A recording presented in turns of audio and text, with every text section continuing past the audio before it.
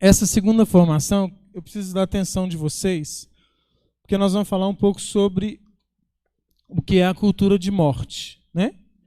E nós vamos trazer vários fatos históricos, não é uma formação tão religiosa, é mais uma formação mesmo de acontecimentos históricos e de análises filosóficas sobre esses acontecimentos,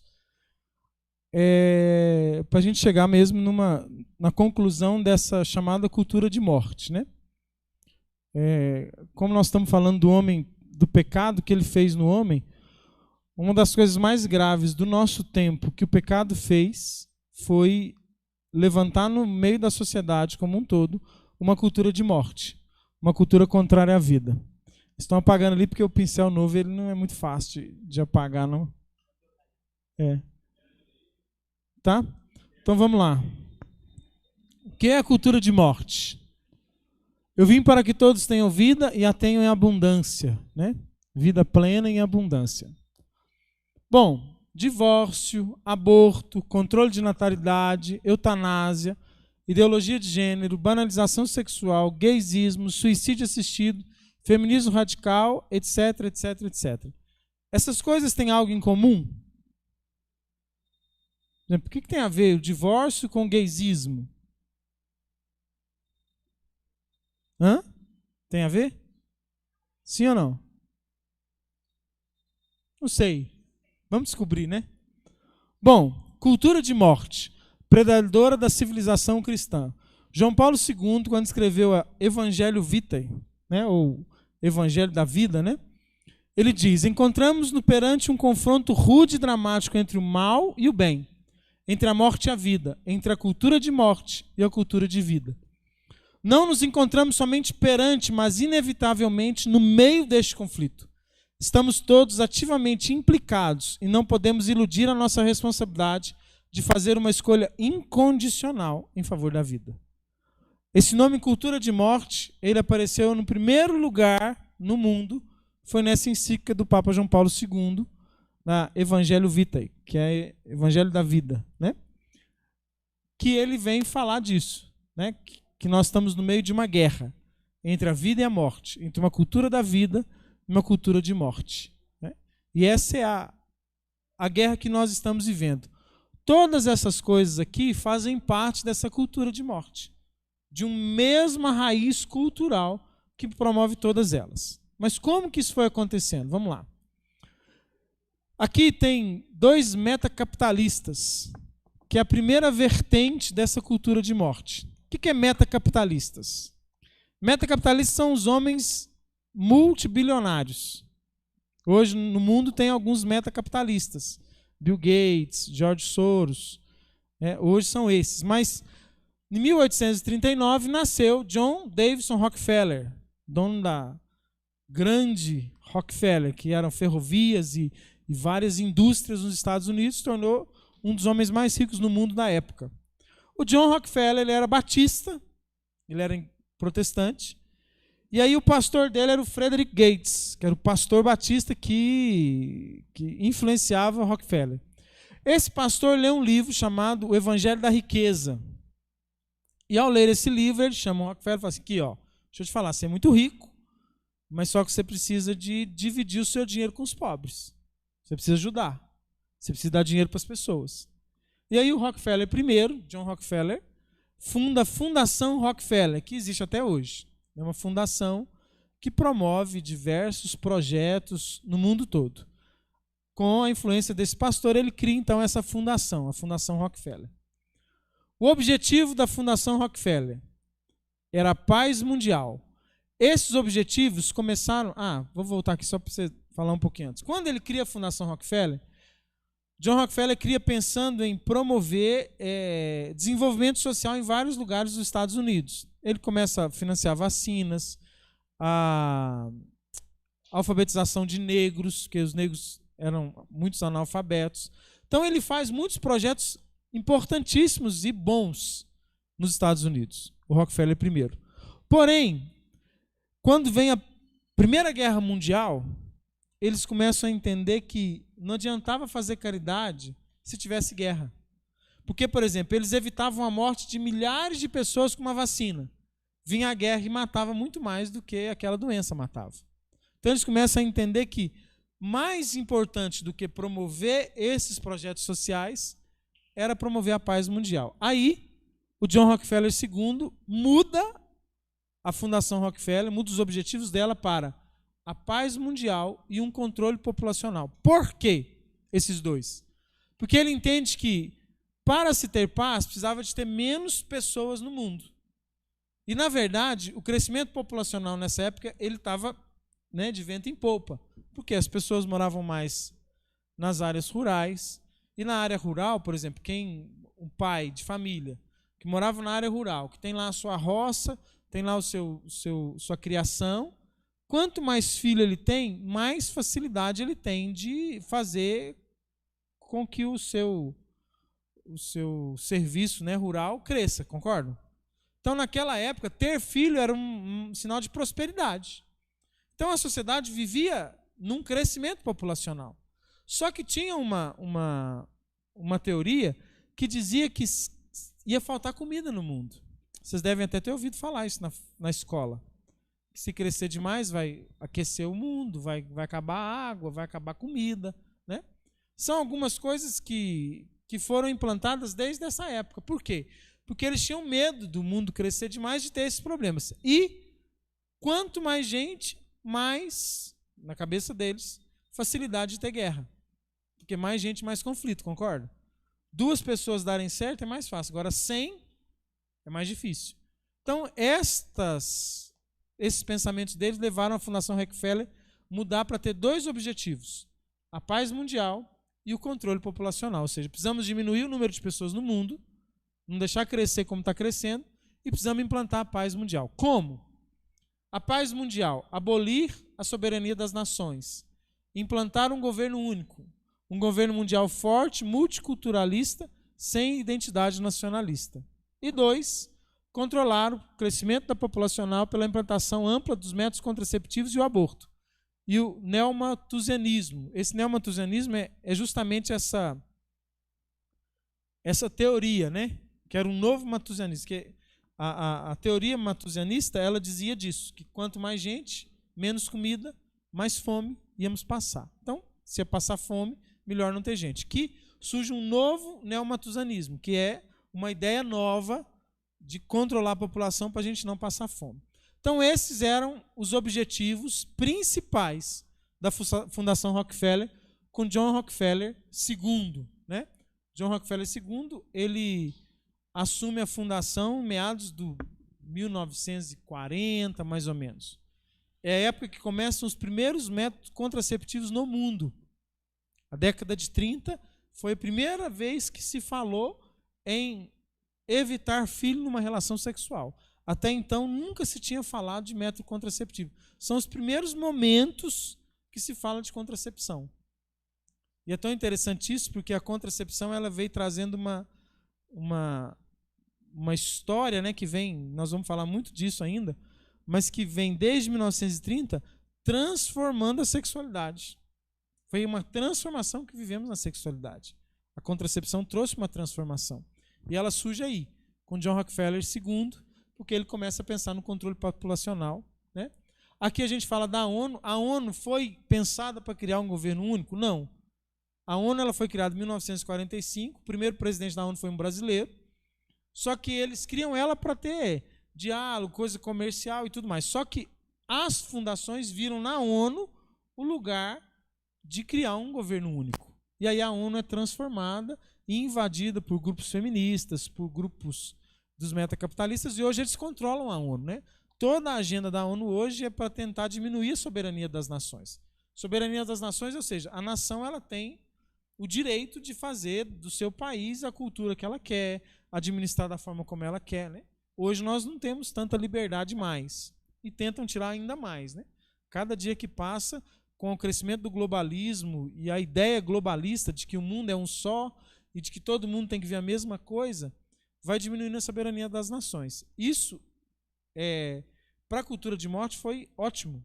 Por quê? Porque valores fazem parte da nossa cultura.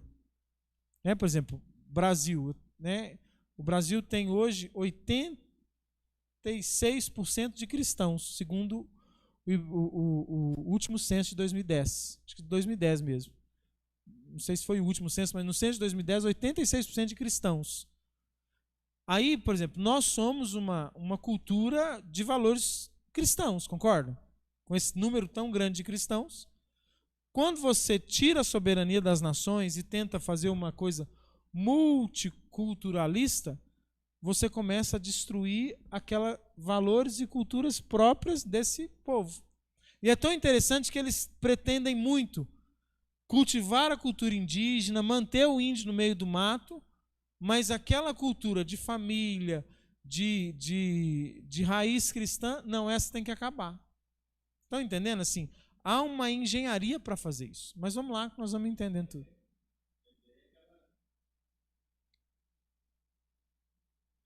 Tem que segurar um pouquinho. Vai falar, pode ficar calmo.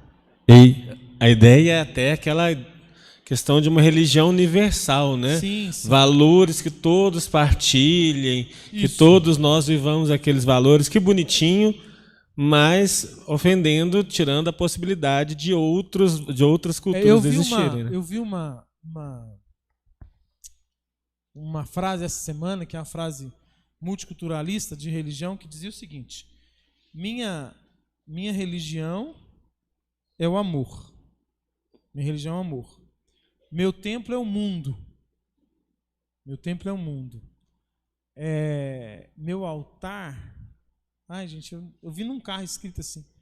Meu altar... Não sei se meu altar são as pessoas. Uma coisa assim, sabe assim? Aquela coisa assim, que Deus é... Qualquer Deus serve, né? Não, nós não cremos que qualquer Deus serve. Nós cremos num Deus único, verdadeiro, né? Nós cremos em Jesus Cristo como Senhor. E Buda, por exemplo, não tem nada a ver com Jesus. Só que essa ideia multiculturalista tenta implantar uma religião única. Inclusive, gente, porque os valores são muito diferentes. E assim, o valor da vida, por exemplo, né, a sacralidade do ser humano, de cada cultura é diferente. O índio, por exemplo, se a gente manter a cultura indígena como ela é, uma criança que nasce com deficiência é morta. É enterrada viva. E tem gente que acha que eles têm que manter isso. E às vezes, quando a gente vai falar de coisas, por exemplo, como fidelidade, como não ao divórcio, nós somos as pessoas ruins. Por quê? Porque a força que tem a verdade, ela sempre nos leva para o caminho da vida. E esse é o grande medo. Então, eles tinham essas primeiras ideias, John Rockefeller II. Eu não vou entrar muito não, porque eu estou fazendo hoje agora, nós vamos fazer um apanhado de tudo, e depois nós vamos ter formações sobre ideologia de gênero, sobre aborto, sobre todas as outras, sobre paternidade responsável. Nós vamos falar mais especificamente cada um, porque se eu ficar especificando muito aqui, não vão conseguir. Agora eu quero só que vocês entendam a história. Há uma história por trás. Não pensemos que hoje estão tentando legalizar o aborto porque semana passada alguém pensou nisso, não. Isso aí vem do início do século passado. Do início do século passado. Aqui, ó. Métodos contraceptivos e o aborto. Essa é a ideia deles, né? Bom, quando é a inauguração da cultura de morte? John Rockefeller III, ele é o terceiro na linha sucessória dos Rockefellers, assume o controle das companhias, ele herda, o pai dele morre, ele começa oficialmente a cultura de morte. Quando? Quando se cria o Conselho Populacional, em 1952. A Fundação Rockefeller cria um conselho para tratar do crescimento populacional. Temos que diminuir o número de pessoas no mundo. Aí a Fundação Ford, Fundação MacArthur e várias outras fundações começam a destinar o seu dinheiro para esse conselho. Até então, só a Fundação Rockefeller tinha essa ideia. As outras fundações todas estavam trabalhando lá. A Fundação Ford tinha lá um projeto social de creche. A outra tinha isso. Não. Aí, quando cria esse conselho, a Fundação Rockefeller convida todos e fala: olha, gente, para a gente melhorar o mundo, nós precisamos diminuir o número de pessoas. E aí todas as fundações começam a colocar dinheiro ali, nesse único projeto. Eles tomam aí a ONU. Hoje a ONU é toda controlada e mantida por fundações, né? E aí inaugura-se a cultura de morte. Ela é inaugurada com esse conselho populacional. Porque para nós a vida não deve ser controlada. né, o controle populacional, controle, métodos contraceptivos, são coisas que são contrárias à natureza humana, né? Qual que é o ponto da virada? Bom, o ponto da virada é quando esse sociólogo chamado Kingsley Davis, esse cara, ele é um sociólogo, ele chega para o Conselho Populacional e fala: vocês não vão conseguir o controle populacional. Com métodos contraceptivos, com tudo isso, vocês não vão dar conta. Vocês podem promover o aborto no mundo inteiro, mas vocês não vão conseguir diminuir. Por quê? Porque uma mulher pode usar um método contraceptivo muito tempo, mas o dia que ela fala assim, eu quero ser mãe, ela para de usar o método e se torna mãe. Concordam comigo? Ah, legalizamos o aborto no Brasil. Mas se a mulher quiser ser mãe, por exemplo, se nós fizermos um trabalho para todo mundo querer ser mãe, o aborto, não, só não fazer o aborto. Concorda? Então o que ele fala? Nós precisamos mudar a vontade das mulheres de serem mães. Não adianta só dar método conceptivo. É preciso fazer uma transformação na forma da mulher ver a maternidade. E aí ele propõe 3 táticas. Uma sociologia para alterar a conduta e comportamento, empoderar as mulheres e promover debates. Nesse momento, já estamos aí perto da revolução sexual, pensemos aí na década de 60, né, de 50, 60, antes da década de 60 um pouco, eles começam a pensar em formas de fazer a mulher não querer ser filho, não querer ter filho. Eles começam a fazer, por exemplo, filmes onde a coitada da mulher que tinha um filho ou tinha 3 filhos e a bonitona da mulher que não tinha filho nenhum, porque ela era feliz, ela tinha coisas mais bonitas, ela tinha um corpo mais bonito, e a dona Florinda é que tinha filho. A dona Florinda é a coitada da dona de casa. E desde esse tempo, gente, e hoje nós colhemos o fruto disso, porque hoje eles conseguiram alterar o nosso pensamento. Nesse tempo começaram a colocar para as mulheres que filho era algo que não era bom. No entanto, hoje você chegar para uma pessoa, ela falar que tem 3 filhos, você fala, você é louca? Não é assim que falam? Na década de 50, as pessoas tinham 12 filhos.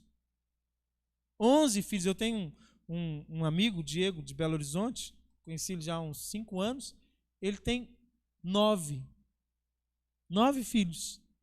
Né? Tem o André Parreira também, que é um grande amigo, que tem 7. Está tentando o 8º, já teve 3 abortos. Depois que está tentando o 8º. São pessoas que o mundo olha para elas e acha que elas são as pessoas mais irresponsáveis, idiotas, loucas. Mas isso não era assim na década de 50. Na década de 50, quem tinha 4 filhos como eu tenho, coitado, só tem 4. Não vingou mais nenhum, não. Era mais ou menos assim que diziam. Por quê? Porque eles entendiam que se casava para formar uma família, que se fazia sexo para formar uma família. Porque sexo e família andam juntos. A contracepção, ela entrou no mundo para separar o sexo da família. Por isso, simplesmente por isso. Porque hoje, quando você fala ter uma relação sexual, se associa em formar família? Na sua cabeça? Fulana e o fulano vão ter uma relação sexual. Você está associando que eles vão formar uma família? Não. Antes da contracepção, antes da década de 30, era a única coisa que passava na cabeça de alguém quando ela estava pensando em fazer sexo. Não, mas Eduardo, duvido. É só você olhar a cultura através da arte.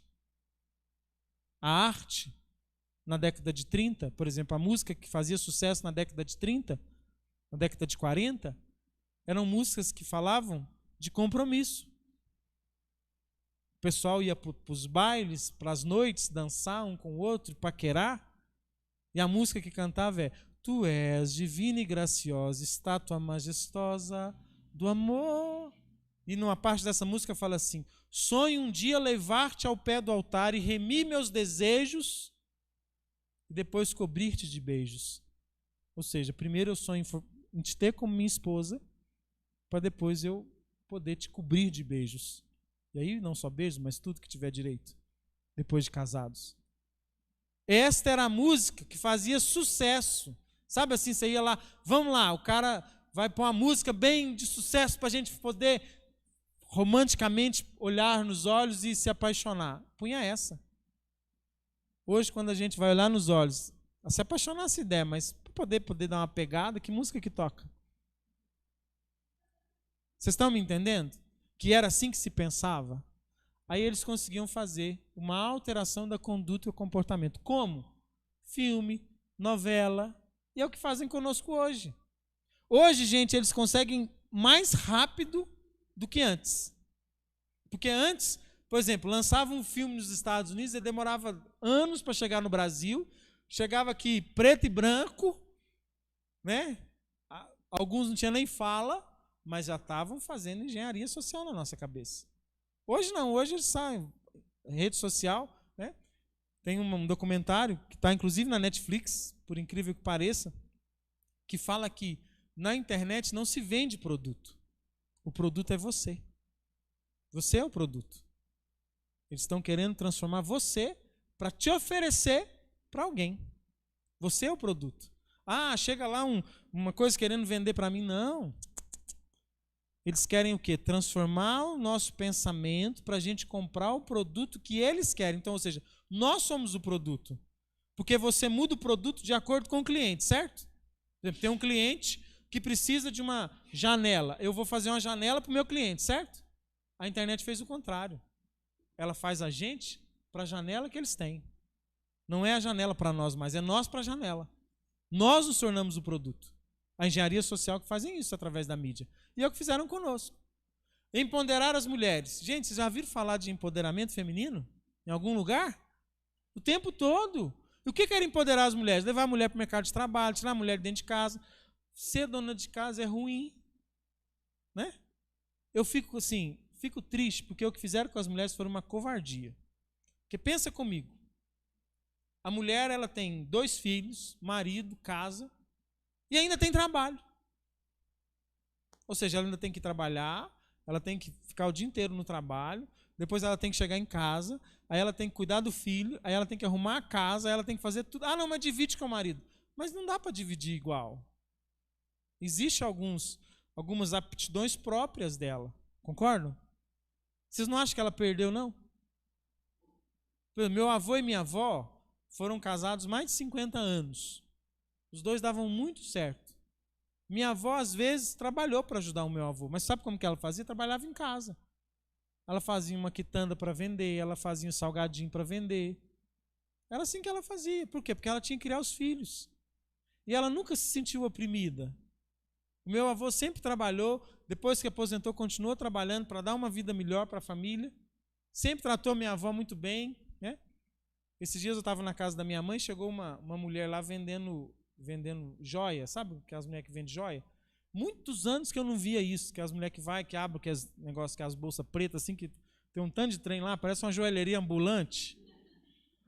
Hoje em dia não vê muito isso mais, né? Antigamente tinha mais. Na casa da minha avó, tinha a dona Terezinha que ia lá todo mês meu avô dava um brinco, um anel de presente para minha avó. Pensa se não é esse o sonho de uma mulher. Ser bem cuidada, amada pelo esposo, de cuidar dos filhos. Só que eles empoderaram as mulheres. Se você falar isso para uma mulher hoje, se ela não tiver um pouquinho de noção, ela vai dizer que isso é machismo. Querer que a mulher fique em casa é machismo. Que machismo é esse? Ô, gente, machismo, a mulher ter que cuidar do marido, é machismo? Mas ela sai de casa para cuidar do patrão que não tem nada a ver com ela. Isso para mim é muito pior. Ela às vezes não se submete ao seu esposo para ficar em casa, cuidar da casa e do filho, mas se submete a um estranho que é o patrão dela. Que às vezes vai humilhá-la, que às vezes ela vai ter que submeter a coisa que ela não quer fazer no trabalho, que vai ter que morrer lá, que não vai preocupar com os sentimentos dela, com as preocupações dela, com as angústias dela, que dentro de casa talvez ela teria condição de ter isso. Mas eles empoderaram as mulheres. Gente, foi uma perda para as mulheres, infelizmente. Né? Que Deus possa nos revelar. Claro, a mulher hoje tem que trabalhar, sim, mas trabalhar em trabalho que é para a mulher. No sentido de quê? de coisas que ela consiga conciliar maternidade e trabalho, marido e trabalho. Ah, não, eu quero minha carreira. Pós-doutorado em astronomia, para ir para a Lua. Dá para conciliar isso com maternidade? Não dá nem com paternidade, porque nem homem não dá para ser pai de família se o cara quiser ir para a Lua. Porque ele vai ter que ir para a Lua e cuidar da Lua, porque vai ficar quanto tempo estudando, trabalhando, e filho e esposa não vai ver. Mas é o que fizeram, empoderaram as mulheres. Gente, esse relatório é um relatório de Kingsley, né? Esse estudo de Kingsley Davis tem na internet. Vocês acham isso lá? Eu não estou inventando, não. Eles falavam isso aqui, ó, antes da gente pensar do jeito que a gente pensa hoje. Hoje a gente pensa assim, e aí eu estou falando, parece teoria da conspiração. Não. Se você pesquisar, você vai ver que antes de falar tudo isso, eles já pensavam dessa forma. Né? E promover debates, que é o que eles fazem. Promove debate. Só que o debate, muitas das vezes, só fala de um lado. Nunca tem um debate mesmo, de verdade. É só falar de um lado. Né? Relatório de Kissinger, em 1974, um documento do Conselho de Segurança Nacional dos Estados Unidos, chamado Relatório de Kissinger, tinha os seguintes dizeres. Olha os dizeres que tinham nesse relatório. Em 74. A condição e a utilização da mulher na sociedade dos países subdesenvolvidos são particularmente importantes na redução do tamanho da família. As pesquisas mostram que a redução da fertilidade está relacionada com o trabalho fora do lar. 74. Se tirarmos a mulher de dentro de casa, ela vai ter menos filho. Não é porque ela não vai ter tempo para arrumar filho, mas é porque o filho não se torna mais prioridade para ela. A prioridade é a sua carreira, o seu trabalho. Né? Ter como prioridade educar e ensinar sistematicamente a próxima geração a desejar famílias menos numerosas. Está na página 111. Você pode entrar no Google e colocar Relatório de Kissinger, página 111. Vai estar escrito aqui, ó. Ter como prioridade educar e ensinar sistematicamente, ou seja, criar um sistema para ensinar as próximas gerações a desejar famílias menos numerosas. É o que fizeram com os nossos pais. Quantos filhos seu pai tem? 4. Exceção. 2, 3. Exceção. 3. 3 está assim, tá? Vitória 3, né, Vitória? Sua mãe, quantos filhos teve? 2. Valmir? 2. Josi? 3 vivem no céu. Vinícius? 4 vivem no céu. 2.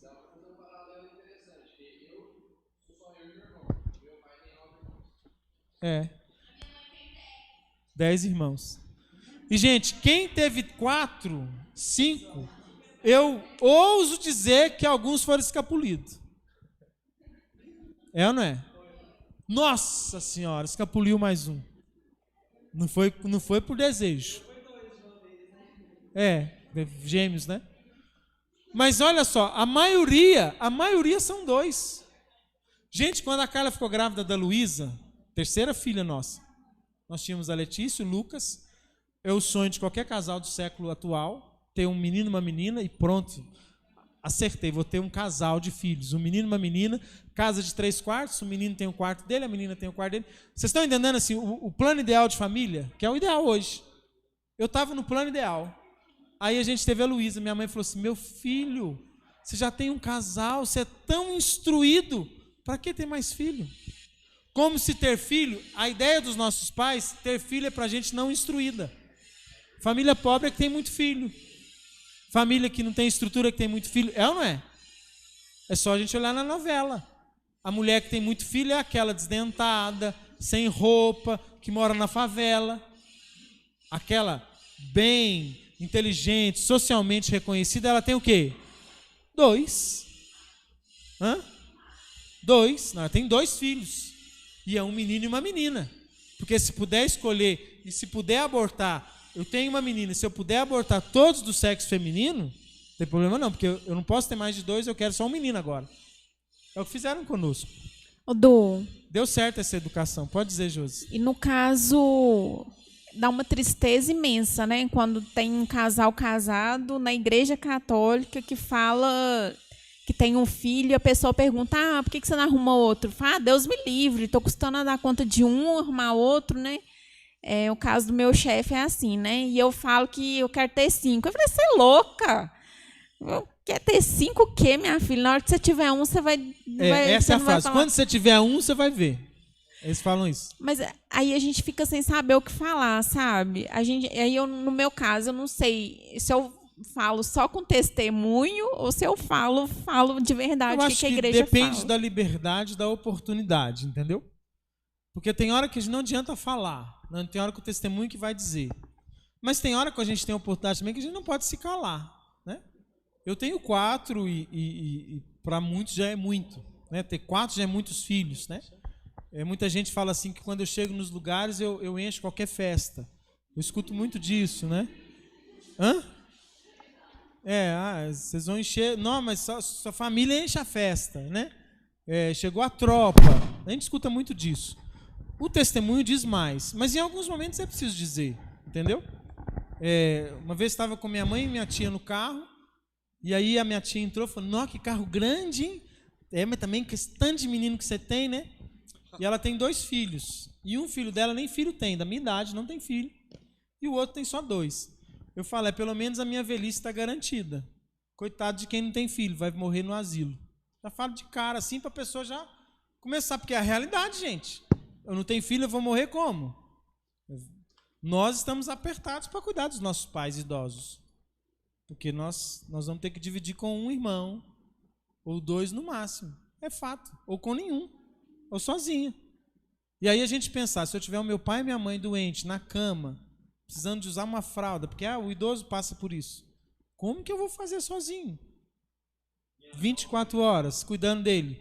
E aí? Hã?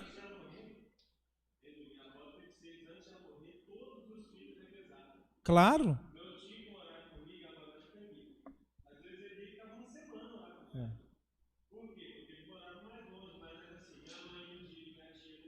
Isso. É isso. Mas nós vamos ter uma palestra só sobre isso, viu, gente? Vamos ter que andar, porque senão a gente... Porque agora é só falar da história para vocês entenderem por que a gente está assim. Sem dúvida nenhuma, o aborto legal ou ilegal tem se tornado o mais amplo método de controle de fertilidade em uso no mundo. Isso eles falaram no relatório de Kinsey em 1974.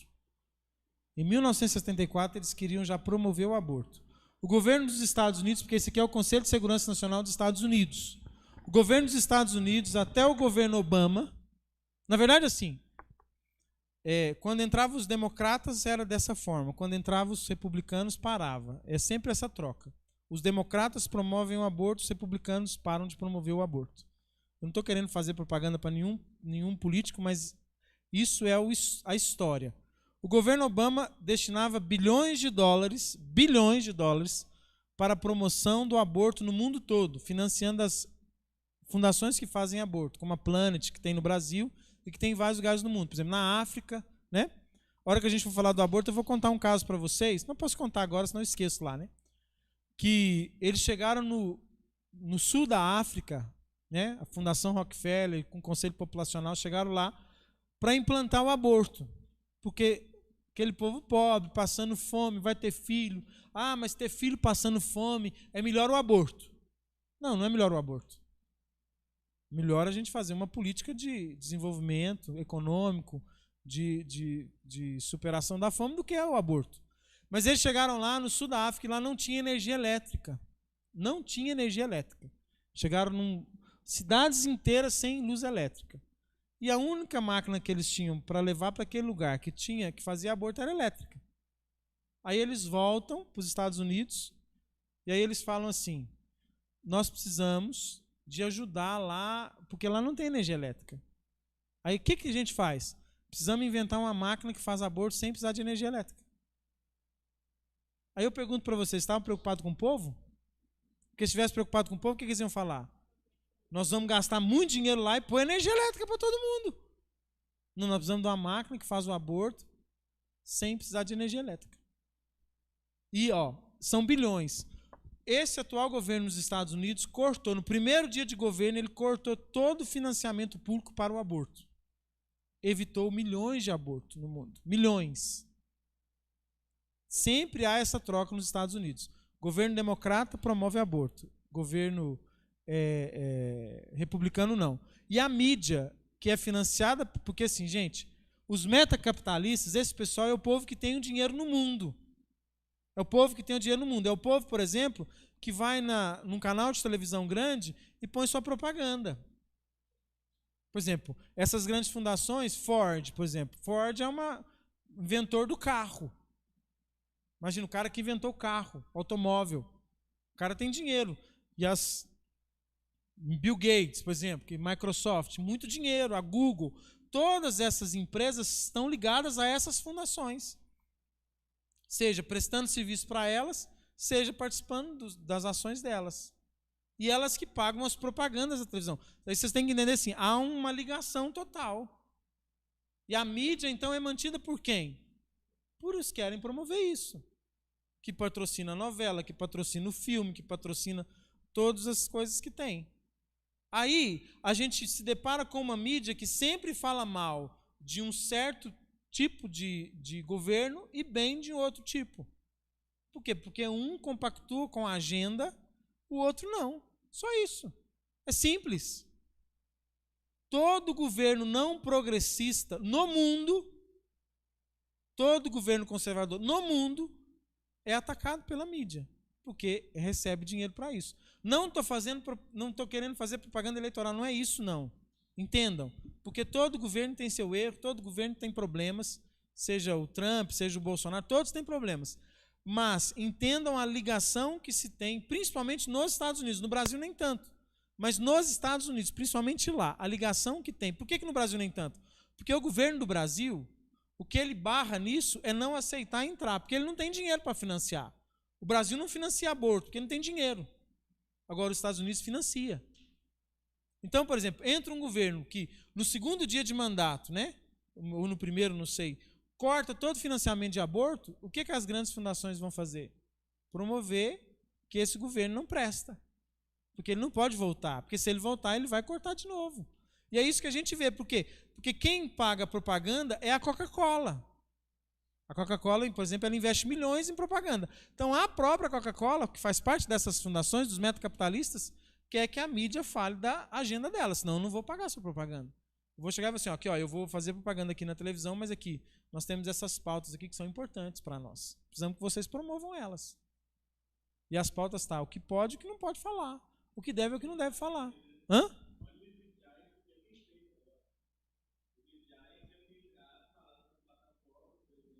Isso.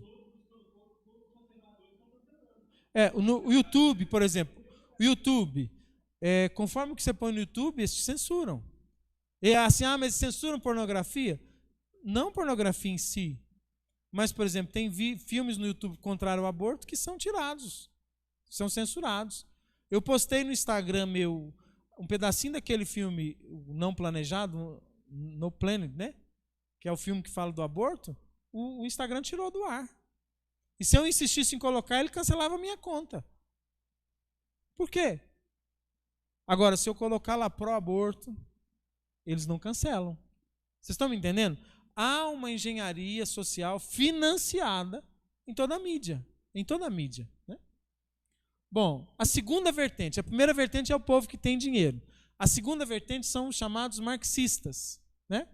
As grandes fundações encontram nos marxistas o instrumento que faltava, pois os marxistas também entendiam que a família tradicional precisava ser modificada. Karl Marx, não sei se já ouviram falar dele, em 1884, com Friedrich Engels, escreveu um livro chamado A Origem da Família, da Propriedade Privada e do Estado, onde afirma categoricamente ter descoberto que a família, o primeiro sistema opressor que existe, e que ela precisava ser desconstruída para que existisse a igualdade de classes, pois a família era a grande ameaça à supremacia do Estado. Os marxistas até hoje, né? Não sei se você sabe quem são os marxistas atuais, eu não vou ficar falando nome, porque vai parecer propaganda eleitoral, mas os marxistas, eles, com as suas ideias, né, de socialismo, comunismo e progressismo, eles entendiam que a família era o primeiro lugar opressor, que precisava destruir a família. Né? Que a educação não cabe à família, cabe ao Estado. Hoje a gente vê isso. O Estado é que tem que educar, a família não tem direito de educar. Né? que a família não sabe, o Estado é que tem que falar o que tem que ser feito. E olha, gente, isso tem acontecido em lugares no mundo que vocês não têm noção. Na Alemanha tem pais perdendo a guarda dos filhos por excesso de religiosidade. Excesso de religiosidade. Na Alemanha. Perdendo a guarda do filho. Tem na Europa muitos países que, se você não deixar o seu filho participar de uma aula sobre educação sexual, você pode perder a guarda dele. Sim, porque lá eles estão muito avançados, né? A Europa foi onde mais o progressismo avançou no mundo. A América é onde tem menos, né? Falo da América do Sul e América do Norte, é onde menos avançou o progressismo ainda. Mas na Europa é onde avançou-se muito o progressismo. A ideia progressista, de multiculturalista. Você vai na Europa hoje, não se pode, em muitos países, por exemplo, na França, não se pode evangelizar em praça pública. Não se pode falar de Jesus Cristo em praça pública na França. Só em lugares fechados. Você não pode promover. Por exemplo, vou fazer um evento e eu vou promover o meu evento com outdoor. Não, não pode. Você fere a liberdade religiosa das pessoas se você fizer isso. É isso. Essa é a ideia hoje na Europa. A França, ela é a filha mais velha da igreja. É onde surgiram os maiores santos da história. Estão na França. Né? Você pega aí São Luís Montfort, você pega quantos santos da França? E ela está hoje. Santa Teresinha do Menino Jesus, né? E muitos outros que estudaram na França, berço da educação na França. A França foi onde promoveu os maiores intelectuais da história, vieram da França, né? Na Universidade de Paris, Hugo de São Vítor em Paris, né? Os mosteiros de Paris formavam os primeiros grandes homens inteligentes do mundo, sábios do mundo. Hoje acabou, não pode mais. Por quê? Porque esta agenda avançou lá. Então, Karl Marx, ele fala isso, né? E a primeira nação que adota o marxismo foi a Rússia. Foi o primeiro que abraçou. Vocês sabem que um dos segredos de Fátima é que é relacionado à Rússia? Sabiam disso? Eu falei no primeiro, né? Cuidado com a Rússia, né? Então, que era o burro, mas não era o burro, era a nação russa. Por quê? Porque ela foi a primeira que abraçou a ideia marxista de destruição da família, destruição da propriedade privada. E aí, né, há todo um desdobramento. Bom, no meio dessa história toda surge esse homem aqui, chamado Herbert Marcuse. Herbert Marcuse era um marxista, foi um dos fundadores da Escola de Frankfurt. O que é a Escola de Frankfurt? A Escola de Frankfurt foi uma escola na cidade de Frankfurt que promoveu a filosofia e a ideia marxista, que formou os primeiros marxistas da história. Foi onde eles sistematizaram o ensino marxista. E Marcuse foi um desses caras. Então Marcuse, entendendo que precisava mudar o comportamento humano para destruir a família, ele começa a criar o slogan: faça amor e não faça guerra, que é o slogan da Woodstock, né? Já ouviram falar de Woodstock? Revolução sexual, então. Olha o que ele escreve, Marcuse. Podemos justificadamente falar de uma revolução cultural, visto que o protesto tem como alvo todo o edifício cultural, incluindo a moralidade da sociedade atual. A revolução que Marcuse propõe é uma revolução na moral da sociedade. A revolução sexual, ela tem a ideia de transformar a moral, os valores morais da sociedade. E aí ele vem e cria isso, né? Ele foi adotado como guru intelectual do movimento hippie. Ele que inventou o slogan Make Love Not War, faça amor e não guerra. Olha o que ele escreve nesse livro aqui, Eros e Civilização, o livro dele. Ele diz: sexualidade poliforma, que envolvia a transformação do libido da sexualidade constrangida sob a supremacia genital, para a erotização de toda a personalidade. Ou seja, ele quer tirar, né, do genital e transformar toda a personalidade em algo erótico. Ou seja, não é só, o erotismo não estaria só na intimidade genital da pessoa, mas em todo o seu ser. E aí, a partir desse pensamento e da revolução sexual, né, que foi uma revolução que transformou toda a nossa ideia de pensar a sexualidade, nós entramos nesse tempo que vivemos hoje. E hoje nós erotizamos tudo. Tudo foi erotizado. né, o erotismo entrou. Bom dia. Bom dia, Beatriz. Está com vergonha? Alguns estudiosos falam que nós estamos vivendo a era marcusiana quando se fala de sexualidade. Era marcusiana, né? Tem gente que fala assim, o problema é o marxismo. Não, nós já superamos o marxismo. O marxismo já entrou e agora nós estamos na era marcusiana, né?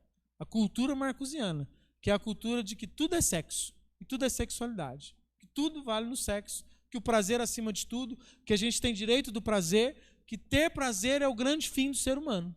E é isso que a gente vive hoje. O importante é ter prazer. As relações, os envolvimentos entre homem e mulher, sempre voltados simplesmente para o prazer. Ou seja, separar sexo de família. Sexo é prazer. Paz e amor. Né? Aqui que começa a relação sexual, se transforma em fazer amor. Nossa, eu vou fazer amor com meu namorado. Gente, amor não se faz. Se faz amor? Não. Amor não é algo que a gente faça. Né? E muito menos um ato sexual, ele pode ser um ato de amor, mas ele não é amor em si. Né? Hoje, as pessoas, até para poder falar que sexo é algo assim, que pode fazer de qualquer jeito, porque a gente está amando. Né? Eu estou amando, estou fazendo amor. Né?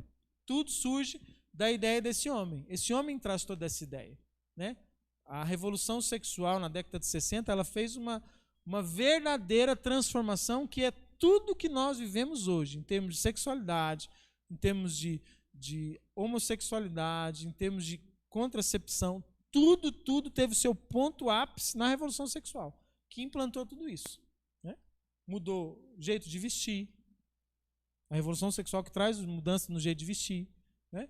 Que traz tantas e tantas coisas ali. Talvez seja, dos últimos tempos, o maior problema que a gente viveu em relação à cultura de morte foi a revolução sexual.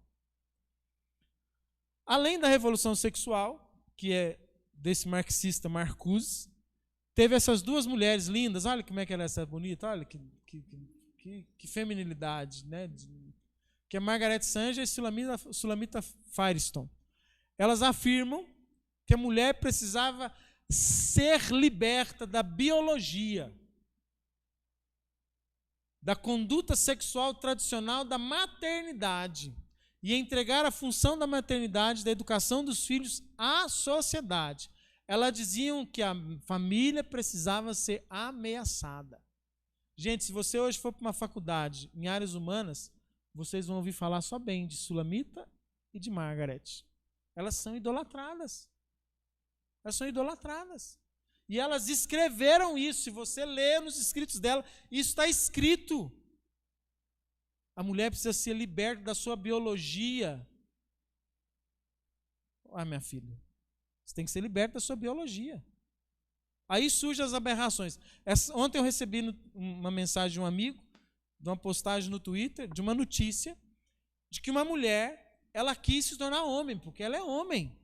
E ela foi lá e fez cirurgia, foi na justiça, mudou o nome e a certidão de nascimento, a identidade, o CPF dela, tudo diz que ela é homem.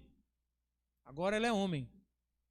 O pai dela é funcionário público, em algumas classes de funcionário público, quando o pai morre, se ele tiver filha mulher solteira, ela tem direito à pensão até ela morrer ou até ela se casar. O pai dela morreu. Ela foi lá querer a pensão. A justiça falou, não, você é homem, você mudou, você escolheu. E agora ela está morrendo de raiva porque ela perdeu a pensão. Cada um com seus problemas. Não é respeito? Vocês estão me entendendo? Assim, as aberrações foram surgindo a partir dessas mulheres aqui, ó, e de vários outros pensadores marxistas que começaram a usar dessa ideia, né, de Sulamita, de Margaret, de Marcuse, de transformar o ser humano em algo que ele não é. E ao transformar o ser humano em algo que ele não é, a gente se depara com esses problemas.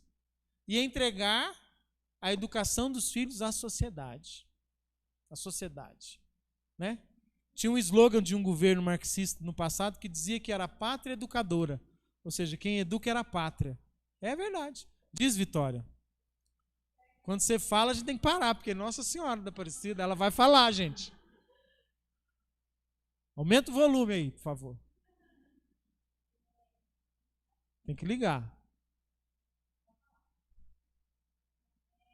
Estava estudando um pouco sobre a educação rural, a educação do campo, né? Daí eu vi que em 2012 saiu uma portaria no Diário Oficial da União que eles deveriam criar um grupo para poder discutir a educação no campo. Daí eles disseram, a primeira pauta, o primeiro ponto lá que você vê na discussão desse grupo era a saída das mulheres, das mães do campo, né, das mães do campo, para elas irem para o mercado de trabalho.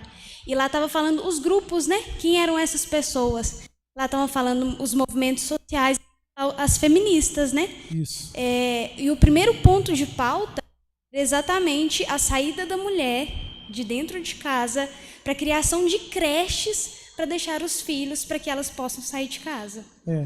Então, você está entendendo assim? Por quê? Porque uma mulher no campo, gente, uma mulher e um marido que moram no campo, que, tipo assim, a mulher ela faz a comida, ela cuida da horta ali na beirada da casa. Cada filho que ela tem, para ela é uma bênção. Até mesmo para que eles continuem ali naquela vida. Porque no passado era assim. E os filhos iam morando em volta e tudo aquilo. Mas se ela ficar no campo, ela vai continuar nessa ideia. Se você não tirar ela de lá, ela vai continuar tendo filho. Ela não vai aceitar esse tipo de coisa. Pode falar. Fala no microfone.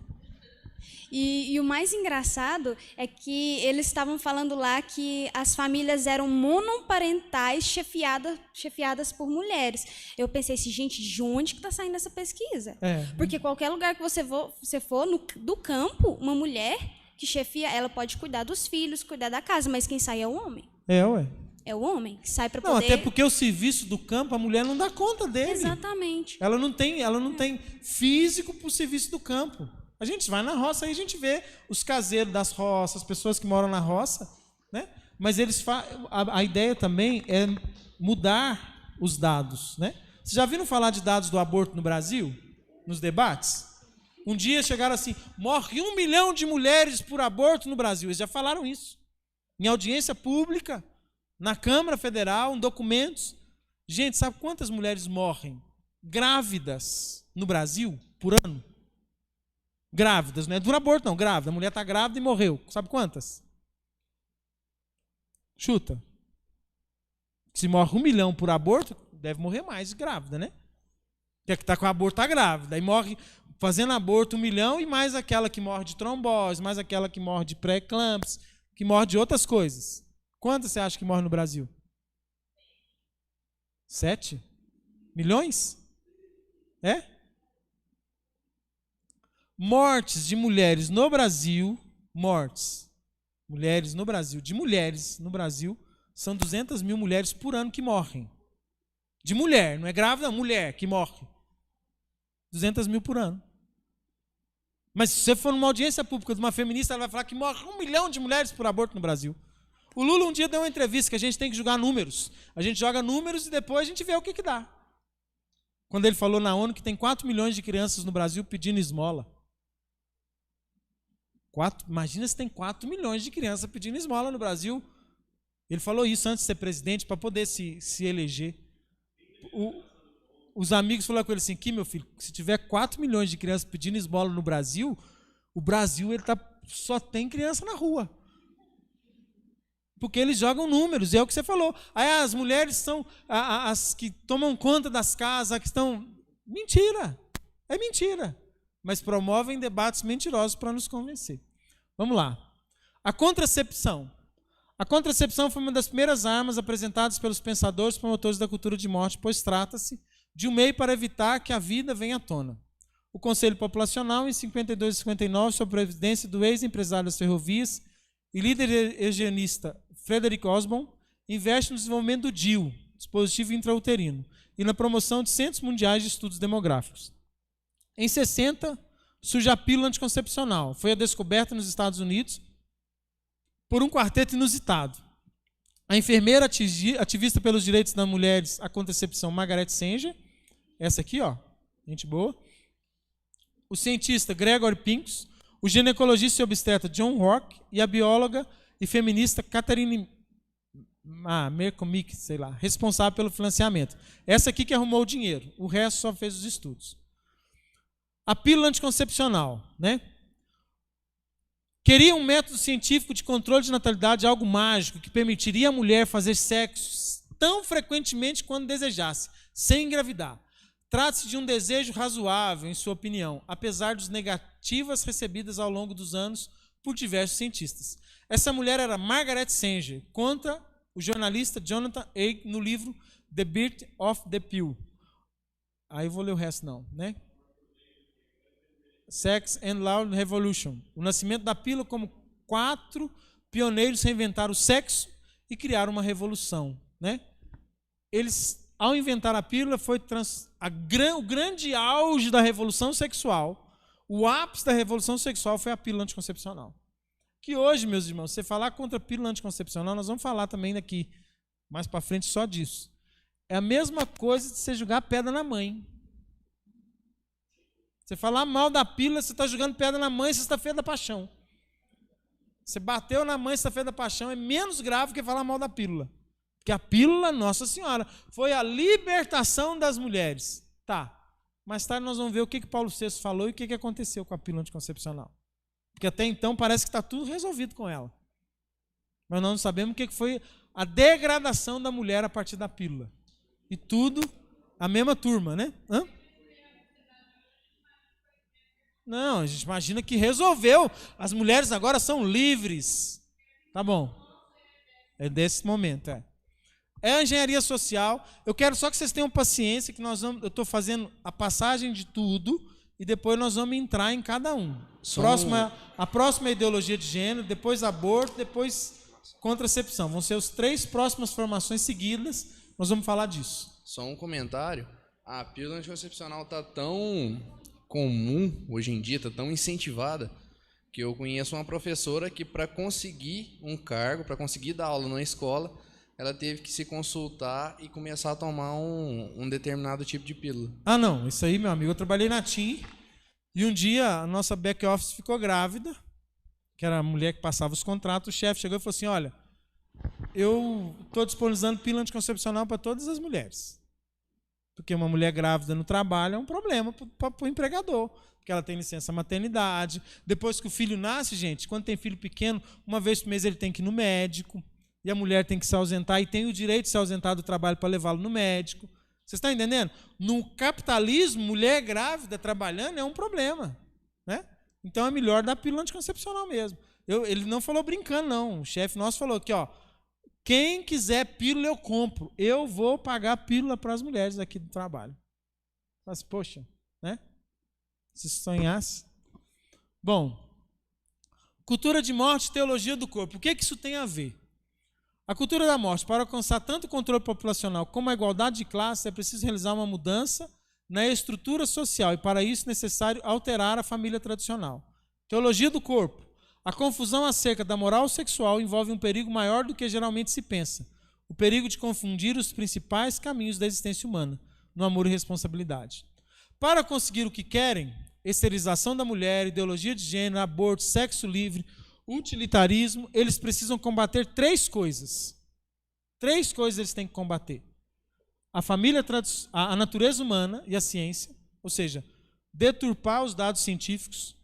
Quando a gente vai falar de ideologia de gênero, nós vamos ver. Eles falam que ninguém nasce homem, ninguém nasce mulher.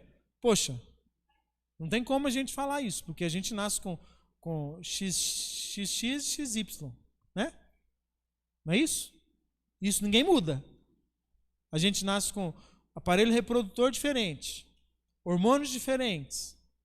Então, podemos até falar que a pessoa tem atração por alguém do mesmo sexo, que a pessoa tem inclinações e desejos diferentes, mas que ela é o que ela não é, não tem jeito. Não tem jeito, ela é o que ela é. Essa menina que eu falei, no mesmo balaio, como se não fosse. Nós vamos falar, a próxima é a ideologia de gênero, vamos falar muito disso, que é mudar a natureza e a ciência. Temos que mudar, dados científicos. E olha, gente, esta parte eles estão fazendo sem dó nem piedade de ninguém. É uma verdadeira desconstrução da identidade. A ideologia de gênero, ela desconstrói a identidade da pessoa. Porque eu sou do sexo masculino. Essa é minha identidade. Meus tratamentos de saúde, algumas coisas para mim, elas vão tratar disso. Se eu desconstruo isso, eu estou desconstruindo quem eu sou. E aqui eu não estou falando de desejo sexual, porque desejo sexual é outra coisa. Que nós vamos também falar, vai ter uma formação só sobre isso. Atração pelo mesmo sexo. Isso é outra coisa. Agora, quem eu sou não muda. Por quê? Porque não tem jeito de eu mudar minha natureza. Essa mulher lá que está perdendo a pensão, ela colocou na defesa dela que biologicamente ela ainda é mulher. E ela está certa. Só que ela perdeu, porque ela quis ser homem. E respeitemos a vontade dela. Está respeitada. Eu achei foi pouco.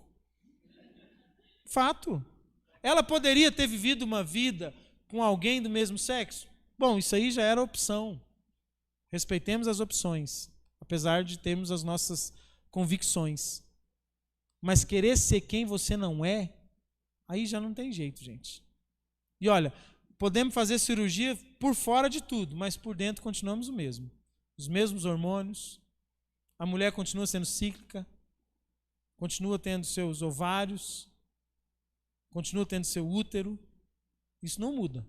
E a gente não pensa que isso não, porque isso influencia emocionalmente, isso influencia em várias coisas na mulher, né?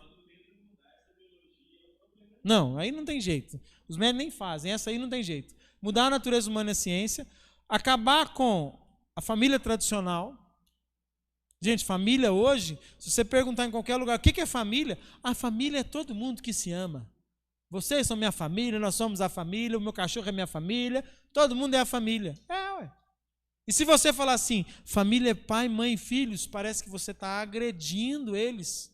Você pode falar que tudo é família, mas se pai, mãe e filho for família, é agressão.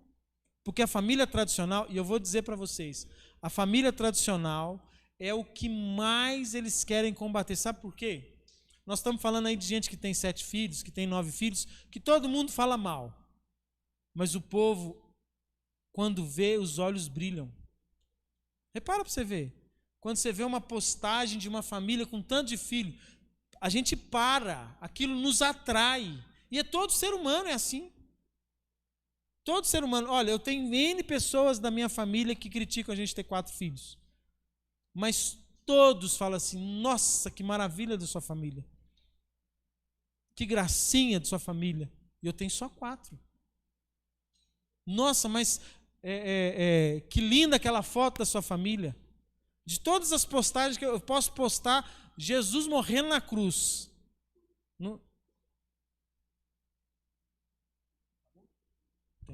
Gente, só um minutinho, para de filmar aqui.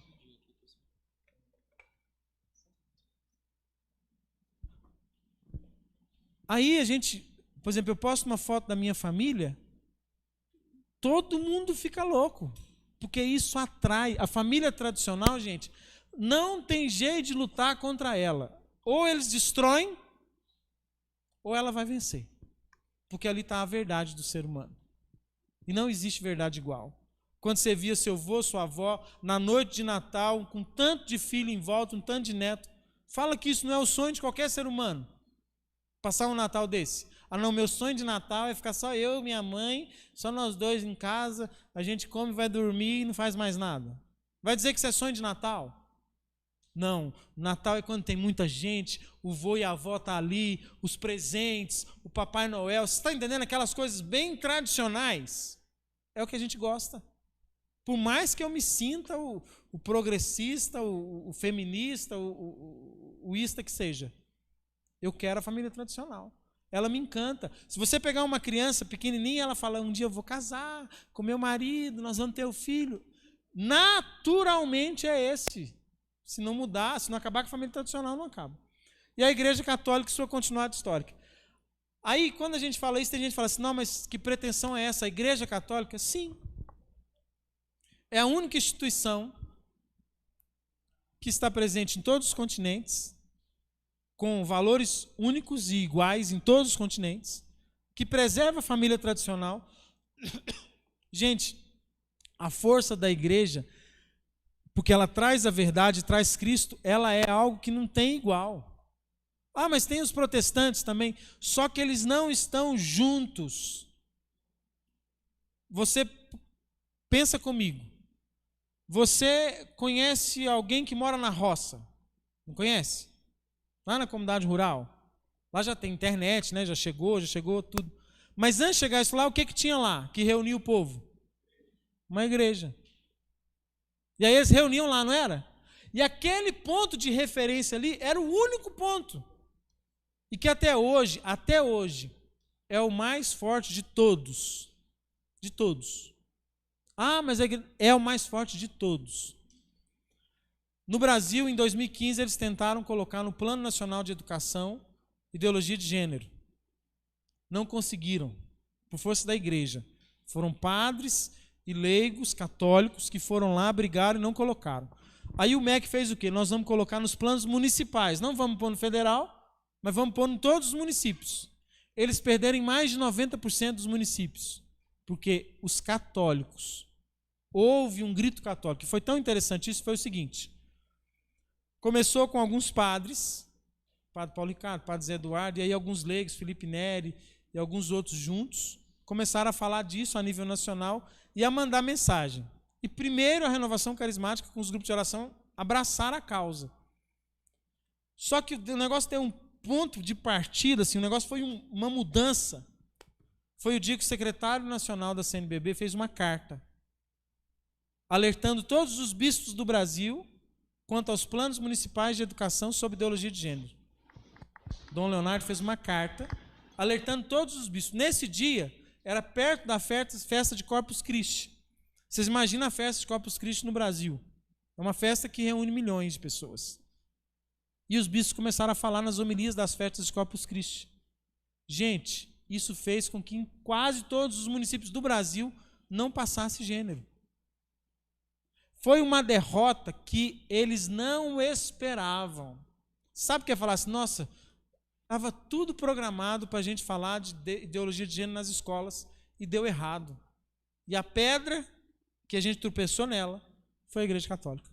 Foi a Igreja Católica, que foi a única instituição a nível nacional, no caso do Brasil, né, que ela é a nível mundial, mas a nível foi a única instituição que se pronunciou contra. E só bastou ela. E era assim, gente, que aqui em Divinópolis a gente participou. Era aquelas Dona Maria que não sabe nem o que é ideologia de gênero, que não sabe nada, e que falou para ela, e ela foi lá na Câmara e falou com o vereador aqui, esse negócio aí não pode. Por que não pode? Ah, porque não pode. Lá na igreja falou que não pode. Acabou. Travou em todos os lugares, travou, fechou. Foram não sei quantos mil municípios tem no Brasil, mas foi a maioria. No entanto, até hoje, que aí eles iam votar depois nos estados, até hoje não votou direito nos estados, porque eles sabem que vão perder, porque a igreja foi uma pedra. Então eles querem acabar com a igreja. Continuando, que já vai almoçar, né? É uma ilusão pensar que se pode construir uma verdadeira cultura da vida humana se não aceitarmos e vivemos a sexualidade, amor e a existência inteira de acordo com seu verdadeiro significado e sua íntima correlação. Não acho que nem vai isso tudo não, 10 minutinhos dá. Em 13 de maio de 82, João Paulo II fez a seguinte consagração a Nossa Senhora em Fátima. Ó coração imaculado, ajudai-nos a vencer a ameaça do mal que tão facilmente se enraiza nos corações dos homens de hoje e que nos seus efeitos incomensuráveis pesa já sobre a nossa época e parece fechar os caminhos do futuro. Dos pecados contra a vida do homem, desde os seus primeiros instantes, livrai-nos. Em anexo, eu não vou ler esse anexo todo, tem a cronologia dessa cultura de morte. Vou pegar uma timeline aqui que fica melhor.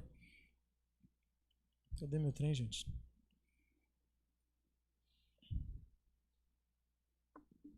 Ih, tá pequeno demais.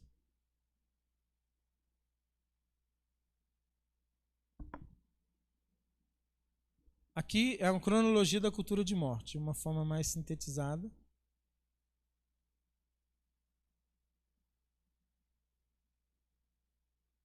Acho que eu vou mandar para vocês, ou imprimir, melhor do que eu passar ali, porque não vai dar para mostrar. Que aí começa, Fundação Rockefeller, é criado com o objetivo de erradicar a doença, educação, mas aí depois vem Margaret Sanger, aí vai falando de toda a trajetória. desde o início do século passado, né? Vou diminuir mais, ver se eu consigo pelo menos. Aqui, ó, ela vai falando, ó. Aqui vem os marxistas, né, os metacapitalistas, a Fundação Ford entra na jogada, aí tudo que foi acontecendo, relatório de Kissinger em 52, né, Conselho Populacional, aí o tanto de desdobramento que foi dando, tá vendo? Aqui tem várias informações que eu acho que cabem vocês lerem, para vocês entenderem que não é uma coisa que a gente está inventando agora, não. Né? É uma coisa que veio acontecendo ao longo da história e que a gente chegou onde estamos hoje. E olha, para a gente terminar e almoçar, né? Parece que tudo isso no mundo de hoje é uma loucura, mas se você parar para fazer uma análise de tudo que está ao nosso redor, as coisas fazem sentido. É a Vitória citando da educação no campo, é a novela, que se você assistir a novela hoje, ela vai falar disso, é as fundações financiando estudos no exterior com bolsas, se você for defender aborto ou ideologia de gênero, todas as reportagens e matérias que só falam bem desse progressismo e só falam mal daqueles que são contrários a ele. Então a gente vê que tudo isso tem como dizer assim, um sistema já todo pronto para que a gente possa receber tudo isso. Né? A gente possa receber um globalismo, né? uma religiosidade global, e tudo dessa forma. Né? E até assim, essa tentativa mesmo de nos moldar a um jeito único de pensar. E de destruição da família, da igreja, né? E dos valores que a gente traz. Defender qualquer valor hoje, em qualquer lugar, num âmbito que esteja dentro desse sistema, você se torna uma pessoa não respeitada. Se fala de respeito o tempo todo, mas se você falar, por exemplo, que você defende a família tradicional, você não tem respeito de ninguém. Isso é fato. Você tem que respeitar tudo que todo mundo pensa, e tem mesmo. Mas os pensamentos tradicionais, os pensamentos cristãos, nos seus valores mais inseridos assim, eles são condenados. E, inclusive, tentam mudar a doutrina de Cristo. Cristo ama todo mundo, né? Cristo respeita a todos. Mas Cristo falou muito claramente sobre o que é adultério, o que é casamento, o que é sexualidade, o que é castidade. Tudo isso ele falou. Eles esquecem essa parte e querem um Cristo bonzinho que gosta de todo mundo e que Jesus amou a todos. Claro, não estou negando isso. Mas ele nos deu mandamentos, ele nos deu direções, ele nos deu doutrina, ele nos deu uma igreja.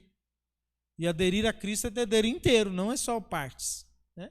Só que o mundo fez isso, que é só uma parte de Jesus, a parte do Jesus bonzinho, do Jesus que não importa com nada, o importante é amar. Só que um amor egoísta, um amor que pensa primeiro em si, um amor que quer satisfazer os seus desejos, não é um amor que Cristo presenciou.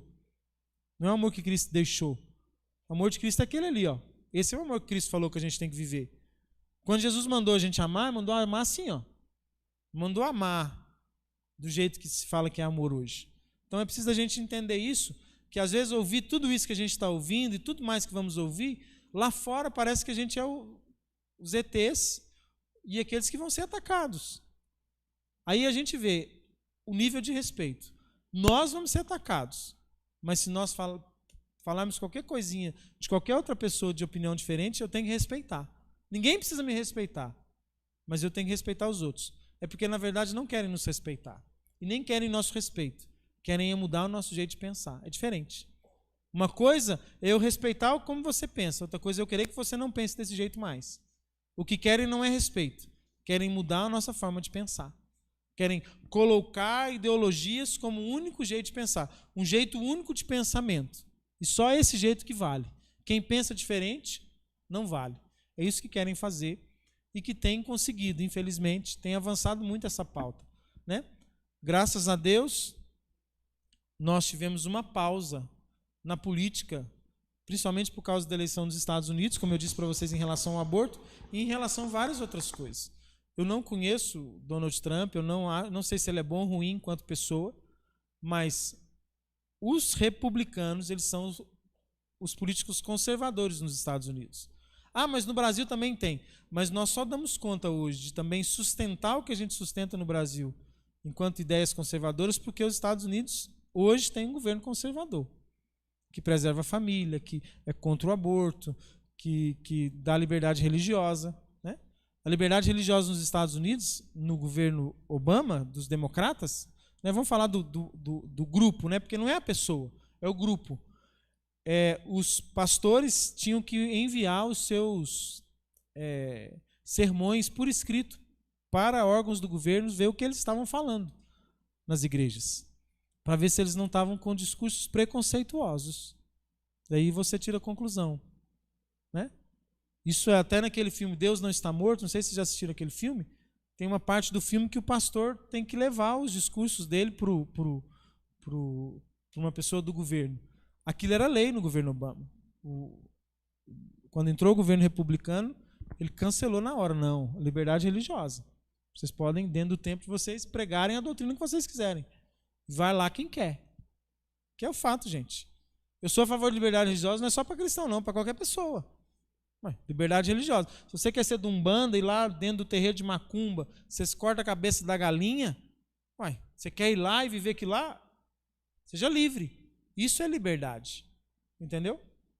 E agora, por exemplo, nos Estados Unidos não podia falar mais contra certas coisas progressistas que você estava sendo preconceituoso, então seu sermão não podia ser falado.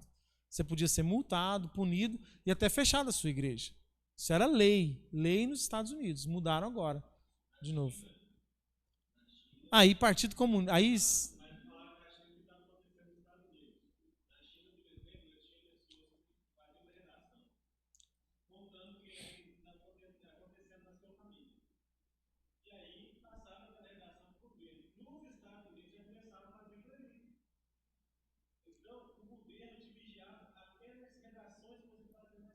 na China não tem liberdade religiosa, né, gente?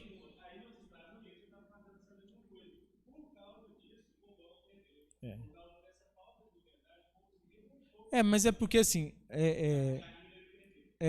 a Hillary perdeu. Onde já tem o comunismo, aí já é coisa assim. Na China não tem liberdade religiosa. Você tem que se, você não pode. Na China não tem culto cristão aberto do jeito que a gente tem, não, né?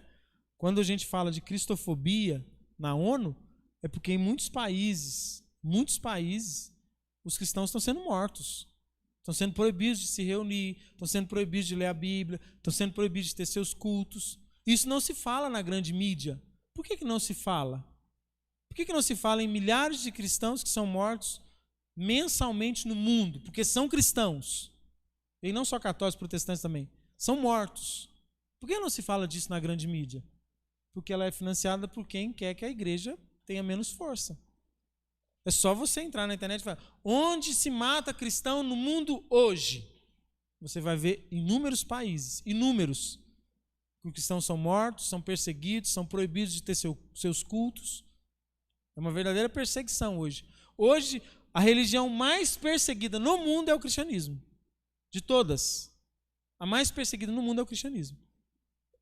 Por guerra mesmo, por morte, né? No Oriente Médio tem países que matam, né? Os cristãos, aquelas roupas... Vocês já devem ter visto vídeo deles com roupas vermelhas ou laranjas, sendo colocados dentro de jaulas e afogados. Se mata cristão assim, sendo degolados, sendo mortos a tiros. É isso que a gente vê. Então, assim, isso é uma realidade hoje. E a gente não vê ninguém falar disso. Ninguém fala disso. Aí vai um presidente da República que fala disso na ONU, ele é atacado por isso. Espera aí, gente. É uma realidade. É uma realidade. No Brasil, tem igrejas protestantes que mandam missionários para a África e são mortos. São mortos. Né? Eu conheci uma irmã Brigitte, que morou aqui em Divinópolis, da Caminho Novo. Ela mudou para a Síria. E lá o acordo na Síria é o seguinte: eles podem viver fechados num convento. Não pode sair. E se for fazer compra, tem que chamar a polícia que leva e traz de volta. Para eles não evangelizarem ninguém. Irmã Brigitte morava aqui em Divinópolis, da Caminho Novo. Foi embora para lá. Falou, vou embora para a Síria. Eu falei, como é que é lá? Ela falou, me contou, não, lá, nós vamos para lá para rezar pelo país, porque a gente não pode fazer nada. Fica fechado no mosteiro, eles têm um mosteiro deles lá, e aí fala assim, mas vai fazer compra, liga para a polícia, nós precisamos fazer compra. A polícia vai lá para vigiar. Vamos junto fazer compra. Não é para protegê-los, não, é para vigiá-los. Eles não podem falar de Jesus em lugar nenhum lá. Mas fala assim, poxa, é assim? É. Eu conheci lá em Uruaçu aquele menino que veio morar lá, como é que ele chama? Da Síria. Quem nasce na Síria e é cristão, eles são os primeiros a serem convocados para a guerra. E eles vão para a guerra, para linha de frente para morrerem. O governo já faz de propósito. Esse menino veio da Síria, morar em Uruaçu, acolhido pela paróquia de Uruaçu, porque ele estava chegando na idade de ir para a guerra e ele sabia que ele ia morrer. E ele é católico cristão. Para ele não morrer, ele vem embora para o Brasil. Aí você fala assim, não tem perseguição ao cristianismo? Como não? Na Síria. Eu nasci na Síria, eu sou cristão. O governo sabe que eu sou cristão. Então você vai para a guerra. Você tem que vir para a guerra. Nós vamos te pôr em área estratégica onde é mais fácil você morrer. Porque você é cristão. Então, assim, é o que a gente vive hoje da cultura de morte. Tudo isso é cultura de morte. Né? Não é?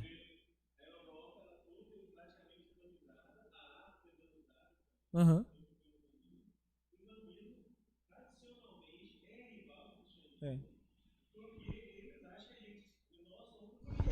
Uhum. Nós somos os infiéis e a gente tem que morrer.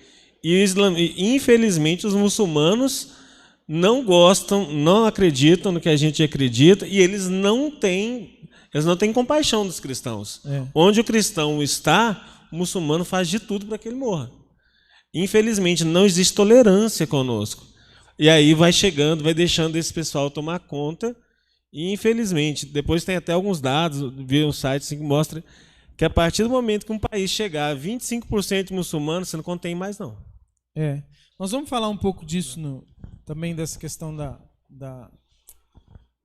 quando a gente for falar de paternidade responsável, nós vamos falar um pouco desse crescimento do Islã no mundo. Vamos almoçar, gente? São 12:30, vocês devem estar com fome. O Senhor dá pão a quem tem fome. Nossa Senhora, Mãe da Divina Providência. Amém.